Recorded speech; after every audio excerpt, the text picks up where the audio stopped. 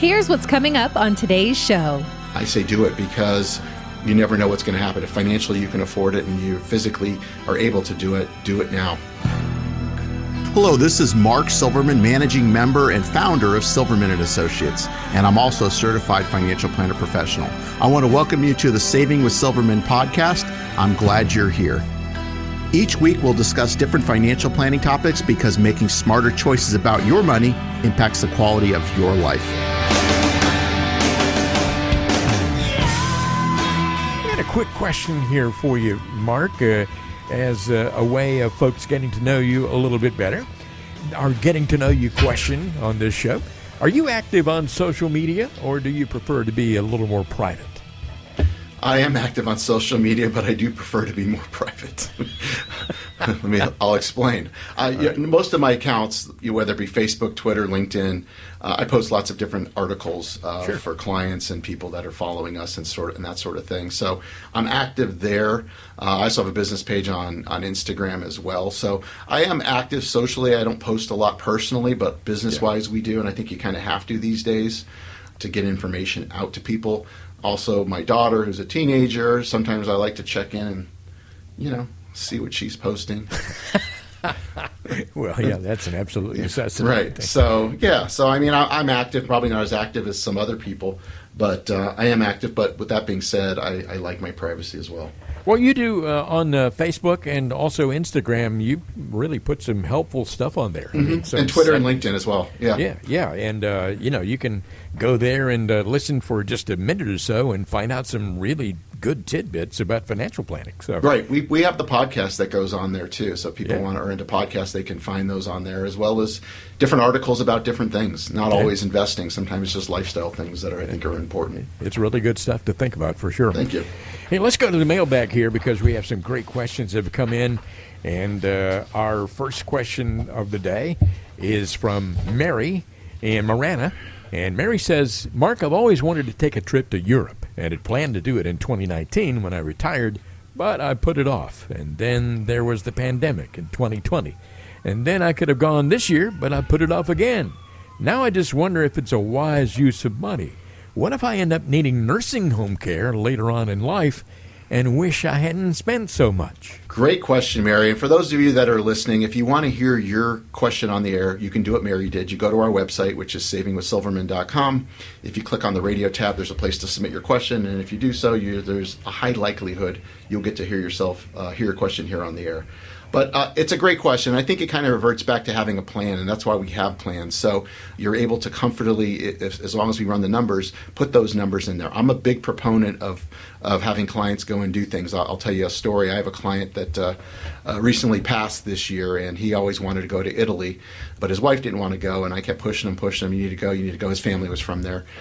Sad thing is he never went, and then his health turned bad, so that trip never happened, and he could afford to do it. Right. So there's always those things. You don't want to have regrets. I had a trip planned with my daughter to Israel, which we had planned in 2021, and we finally went this past summer, so it did happen. If you can afford to do it, and that's if you can afford to do it, and we're happy to run the numbers and put a plan together for you to ensure that you aren't going to be spending too much and you can really enjoy your retirement, I say do it because you never know what's going to happen. If financially you can afford it and you physically are able to do it now. Yeah, that's a great question from Mary, and a lot of people need to pay attention to that. I mean, you don't want to have regrets later on in life. Exactly. I never got to do that. Next question here is from Steve in Tucson, and Steve says, Mark, what's the best way to keep my son and my two daughters from having disputes or hurt feelings over my will and my estate after I'm gone? I don't think they'd actually have a problem, but I have a friend who died recently who thought the same thing, and now his kids are really at each other's throats all the time. Yeah, it's unfortunate. I see it more than I like, where kids and families are close, and then when the parents are deceased and the money comes into play, feelings get hurt, and it's sad to see families or siblings get in fights over money. It's terrible, in fact, and it happens quite a bit. I mean, there is one workaround. I mean, if you're naming one of your children as like a trustee of the estate where they're going to be handling your wishes, they're not really impartial if they're actually they're receiving some of the money. So sometimes it makes sense to just seek out a corporate successor trustee. There's companies that do that, attorneys that do it. I can give you some names of people that do that. And that way you have an uninterested third party that's just going to execute your plans based on what you wrote. So they're not playing favorites or that sort of thing, which, can be perceived that when, if the son is handling or dispersing the money and they're also receiving the money, the other siblings might feel that they're, not playing fair, which it's illegal to not play fair, but so that's why it's good sometimes just to get the kids out of there and hire an intermediary, a third party that can do that for you. Okay, we have one more question here. It's from Sarita. Trey has a question. And Trey says, we currently have about $4,000 each month that we're not spending. If I put all of it toward our mortgage, I could have it paid off by the time we retire in a few years. But my interest rate is 3-point-something%. So is paying it off even the best thing to do? It comes down to, personal preference, peace of mind. Financially, I would tell you, if you're only paying 3%, historically, you can do better than that in a nice portfolio, not including this year so far. But you get the write-off as well. So I'm always a fan of taking that money, investing it, and paying that off, and you get a write-off, so it's even costing you less than that if you're able to deduct the interest. So, putting it into some type of portfolio that's obviously going to grow over time more than what you're paying, including the minus the deduction, et cetera, it makes a lot more sense. But it comes down to peace of mind. Some people just don't want to have a mortgage anymore, so they would pay it off. So if peace of mind's more important to you, then financially speaking, it makes sense to, like I said, keep the mortgage and pay the interest. But it really depends on that. And we're happy to run the numbers for you and kind of show you what that looks like over time. But if you could put away $4,000 a month, especially in this market where prices are, in a few years from now, you should be in pretty good shape. Yeah. Well, that's a kind of a good problem to have, I think. So, Trey, thank you very much for the question. And also we appreciate Mary and Steve getting those questions to us. And again, Mark, if there are folks out there who have questions they'd like the answers to, then they can send them to us. How does that work? Yeah, you just reach out to us. You'll give out the number. You can call or text. We'll get you on the calendar. Christine will reach out to you on Monday, assuming it's not a holiday, and she'll get you on my calendar. You get to speak with me. It's a 15 to 20-minute phone call. Answer any questions that you may have about your situation, about our firm and how we work, what we do, etc. No questions off the table.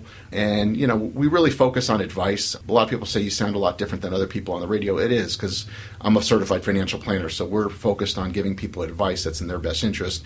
We're not here pushing products, which, most people, unfortunately, in this industry are just salespeople that's all they're trying to do. And if that's what you're looking for, that's not us. But having a phone call and at least seeing what we offer, and maybe it makes sense to you, but we don't know that until you reach out. And, there's no time like the present, and get on the year and maybe get 23 off on a good start by getting your ducks in a row, if you will. You've been listening to the Saving with Silverman podcast. If you have any questions at all about your financial situation, please give Mark Silverman a call. Again, his number is 520-333-7601, or go online to savingwithsilverman.com. For Mark Silverman, I'm Ron Stutz. We'll see you next time on the Saving with Silverman podcast.